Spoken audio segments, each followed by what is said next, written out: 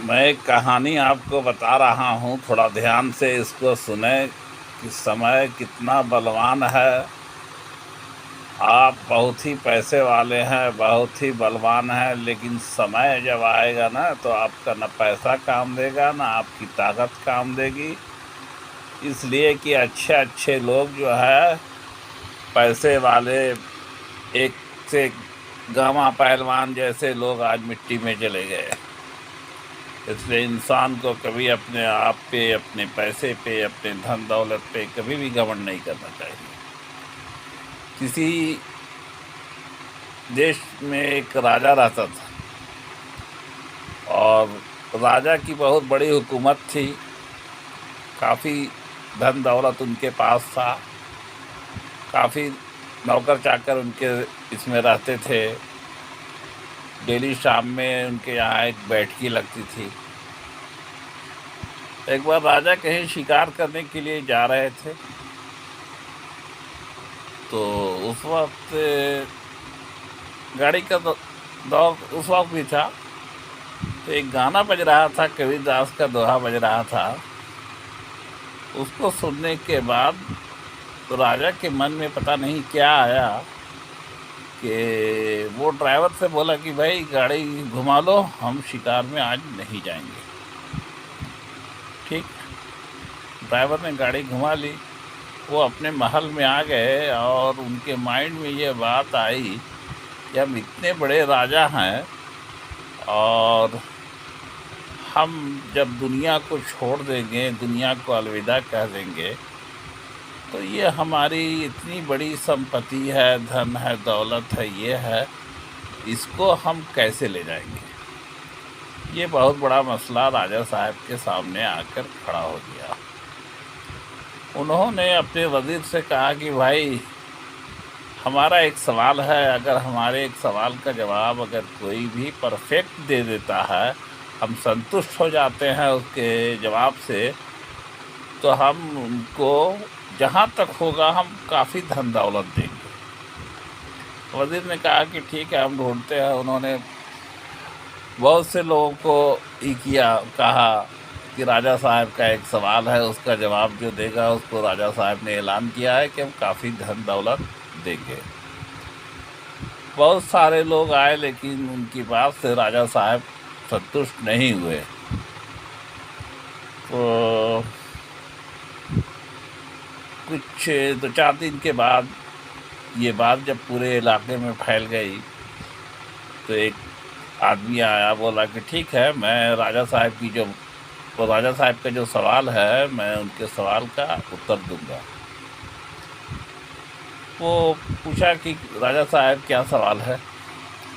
तो राजा साहब ने बताया कि भाई, हमारे पास इतना धन दौलत है और इस धन दौलत को हम जब यहाँ से दुनिया से अलविदा कहेंगे, जब यहाँ से हम चले जाएंगे, तो हमारा ये धन दौलत हमारे साथ कैसे जाएगा जो आज हमारे पास है। तो उस आदमी ने कहा कि देखिए महाराज, बात ऐसी है कि आप एक कंट्री से दूसरी कंट्री जाते हैं, इंडिया से जापान जाते हैं, चाइना जाते हैं, यूके जाते हैं, किसी भी अदर कंट्री जाते हैं, तो आपको करेंसी वहाँ की चेंज करवानी पड़ती है। ठीक है, इसलिए अगर आप यहाँ से जब स्वर्गवास हो जाएंगे और आपकी इच्छा है कि हमारी संपत्ति, धन दौलत हमारे साथ जाए, तो उसकी करेंसी आपको चेंज करानी पड़ेगी। तो करेंसी चेंज कैसे होगी कि आपका धन दौलत जो भी है, आप गरीबों में उसको बांट दें। जितना भी आप दान करेंगे उसका पुण्य आपको मिलेगा। और जब आप यहाँ से दुनिया से रुखसत हो जाएंगे, अलविदा हो जाएंगे, स्वर्गवास कर जाएंगे, तो वो पुण्य जो है, वो दान किया हुआ आपका जो है, वही आपको वहाँ मिलेगा। यही आपकी करेंसी जो है वो चेंज हो जाएगी। तो उस दिन से राजा साहब ने जितना भी उनके पास धन दौलत था, वो गरीबों को बुला बुला कर सभी को बांट दिया। कि ये भाई दुनिया है, ये दुनिया ही तक है, और हम जितना भी घमंड कर लें अपने बादशाहत पे, लेकिन ये धन दौलत यहीं तक है। हम जितना लोगों की मदद कर सकते हैं, कुएं खुदवा सकते हैं, किसी की शादी ब्याह कर सकते हैं, किसी के बुरे वक्त में काम आ सकते हैं, तो वही जो है हमारे साथ काम देगा। तो ये करेंसी ऐसी है दान करने वाली कि जो आपके गुजर जाने के बाद भी आपको काम देगी। उससे राजा साहब काफ़ी संतुष्ट हुए उसके जवाब से, और अपने वज़ीर को बुलाया और कहा कि भाई जितना धन दौलत है सब गरीबों में बांट दो, हमको कुछ नहीं चाहिए, बस 2 वक्त की रोटी चाहिए, यही हमारा काम देगा और कुछ भी नहीं काम देगा।